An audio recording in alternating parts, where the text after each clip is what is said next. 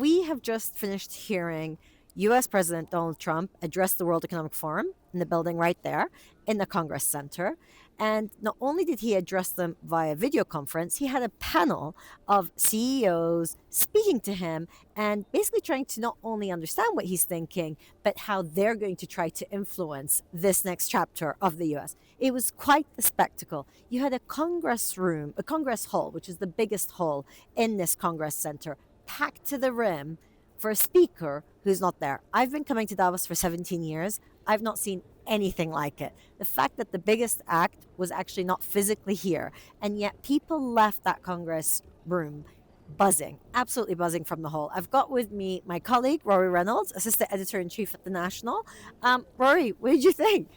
I mean, it was a blistering, rapid-fire speech, even by like Trump standards. It was, so many different points that he got across. I mean, he started with some fairly strong words on OPEC, calling on OPEC to bring the price of oil down.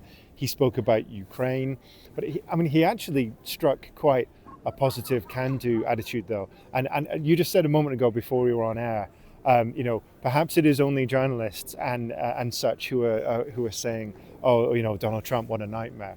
Yeah. I mean, he said he wanted to meet with Putin as soon as possible to talk about Ukraine. He said the death toll in Ukraine was far worse than anyone knew, whether that's true or not. He talked about a very positive relationship with Xi Jinping, which I think is what investors, and everyone else observing would want to hear. And many people around the world want to hear. But interesting, a lot of people in his administration are China hawks. Yeah. So this is I think this is going to be one of the trends that we see where Trump is saying something and a lot of the people that are in his inner circle may not necessarily be on the same page with. I was pleasantly surprised by the China comments. I was too, and I think in the first term administration there was a tug of war between him and the people that work for him. I mean, he usually won, and they usually left the building. But that might not be the case this time. If he is saying we want a positive relation with Xi Jinping, and he declined to sign the 60% tariffs on the night that he signed everything else that he was going to. So, there could be quite a positive relationship with China. It remains to be seen.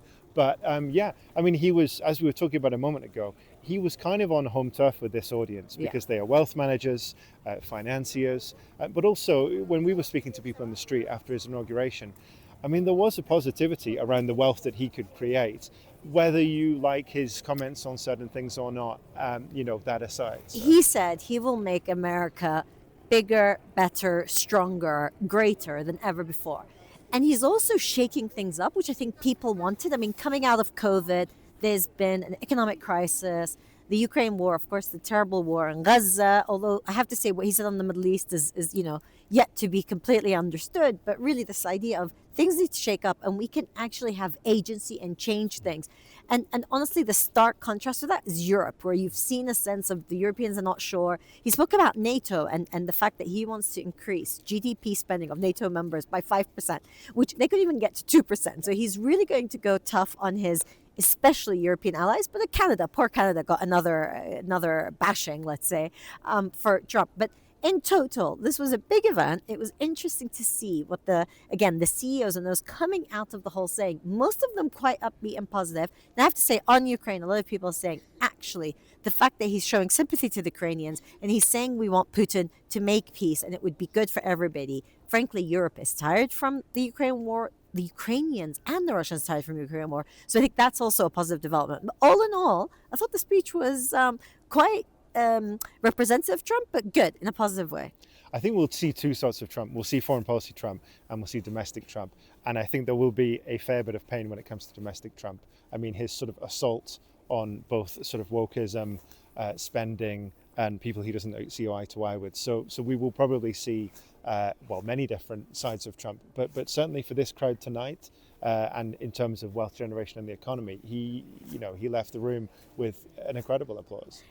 And his point on energy was really interesting. And one of the CEOs was Total Energy CEO sitting on that panel with him physically here while he's via video in the US. Really interesting on energy. He's talking about bringing coal, but also he's talking about denuclearization of weapons, which is an important element, if he can convince Putin of that, he could, again, that Nobel Peace Prize that everyone says he's dying for, that could be the one that actually gets it for him.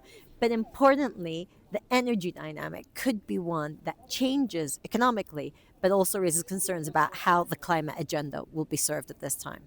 Okay, Rory, this is the last big day of Davos. Tomorrow it wraps up, but how are you feeling? It's been quite the week. I mean, I think we've had a lot of interesting ideas. I think we've had a lot of challenges, but also a lot of positivity. I mean, the global economy is, in a difficult place. America's performing quite well. Europe isn't. China's quite sluggish. So, but I mean, we've heard a lot of interesting ideas. We've heard, as we always do, a lot about the future, how AI will affect our lives, how technology will affect our lives. So, but yeah, I mean, we're ending the week on a positive note, despite all of the challenges that we're going to see, and despite so much focus on the Middle East, which we hope is going to be a more positive story in 2025. So next year we'll also be back here. Trump, I mean, has been invited to come in person next year. Let's see if he does, and many others. So until next year, do follow all the developments on thenationalnews.com.